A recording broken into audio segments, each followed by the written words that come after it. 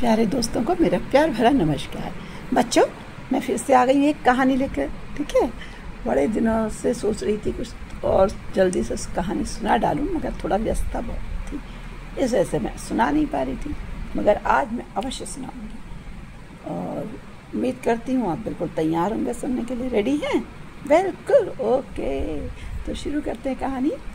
एक छोटी सी कहानी है, इसका नाम है समय का सदुपयोग। ये मैंने कहीं पढ़ी थी और जब मैंने ये कहानी पढ़ी थोड़ा समय हो गया, काफ़ी समय पहले, तो आज मुझे अचानक याद आ गई कि मैं कुछ काम कर रही थी और मेरा काम समय पर पूरा हो गया, तो मुझे याद आ गई वो कहानी कि समय का सदुपयोग सुना देती हूँ। दो बच्चे थे, दो भाई बहन थे, जुड़वा भाई बहन थे और एक ही कक्षा में पढ़ते थे।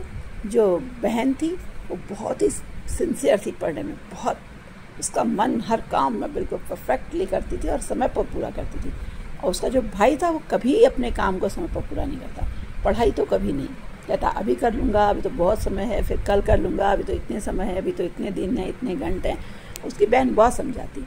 स्कूल में क्लासरूम होमवर्क मिलता तो कहता आज दीदी मैं तो अभी पहले खेलने जा रहा हूँ, फिर करूँगा। वो कर लेती, बताती, कहती रे भैया कर ले, लेकिन वो सुनता ही नहीं। उसके मम्मी पापा भी बहुत समझाते कि देखो अपनी बहन से सीखो, तुम्हारी बहन कितना पंक्चुअल है, अपने हर काम को समय पर करती है और तुम हो कि काम को करना ही नहीं चाहते। तो वो कहता क्या रे, तो अभी तो बहुत समय है, देख लेना, मैं फट से कर लूँगा, चट से कर लूँगा। ऐसा ही कहता बोला अभी तो मैं खेलने जा रहा हूँ, बिना खेले मैं कुछ नहीं कर सकता।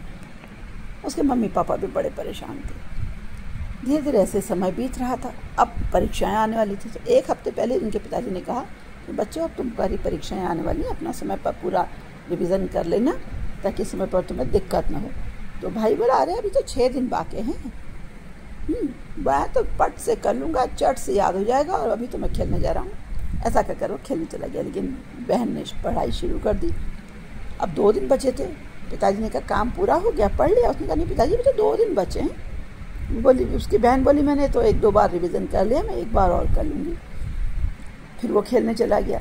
अब क्या हुआ, जिस दिन एग्ज़ाम था उसकी बहन सुबह से रिवीजन कर रही थी, तो उसने कहा भैया रिवीजन कर ले, तेरा काम पूरा नहीं हुआ। बोला अरे दीदी अभी तो पूरे दिन पड़ा है, रात भर में एक ही रात बैठूंगा तो मुझे सारा याद हो जाएगा और मैं उसको कर पाऊँगा। अब क्या हुआ बच्चों, अब वो रात हो जाऊँगा, कर लूँगा, ऐसे करके उसने समय बिता दिया। वो खेलने चला गया। अचानक बहन जब पढ़ रही थी उसने देखा कि काले घने बादल हो गए, एकदम अंधेरा अंधेरा होने लगा। बोली वो लाइट जाती है, बारिश आएगी, आंधी तूफान आएगा तो लाइट चली जाएगी, फिर तो मेरा तो रिवीजन पूरा नहीं होगा, मैं जल्दी जल्दी रिवीजन करती हूँ। उसमें मैं भाई को आवाज़ लगाई, जल्दी आ भैया, तेरा तो काम पूरा नहीं हुआ है, अब लाइट भी जा सकती है, आंधी पानी आने वाला है, तो पढ़ाई कब करेगा? उसने कहा अरे अभी तो बहुत टाइम है, अभी तो दोपहर ही भी है, रात को पूरा करूँगा ना, मुझे इतना परेशान क्यों कर रहे हो, पहले मुझे खेलने दो, बिना खेले कहीं मेरा मन लगता है किसी काम में।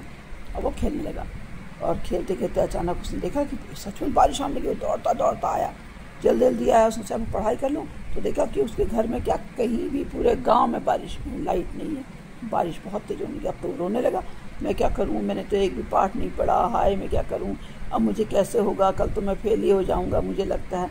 उसके पिताजी ने डांटा। उसने कहा मैंने तो 1 हफ्ते पहले कह दिया था कि पाठ पढ़ लो, लेकिन तुम तो सुन ही नहीं रहे थे। तो अब तुमने जब कहना नहीं माना तो उसका खामियाजा तुम्हें को भुगतना पड़ेगा। उसकी बहन ने भी कहा मैंने तुम्हें सुबह भी आवाज़ लगाई थी, दिन में भी आवाज़ लगाई थी कि आ जाओ पढ़ लो, बारिश आंधी अब मौसम है, लाइट चली जाएगी, लेकिन तुम माने नहीं।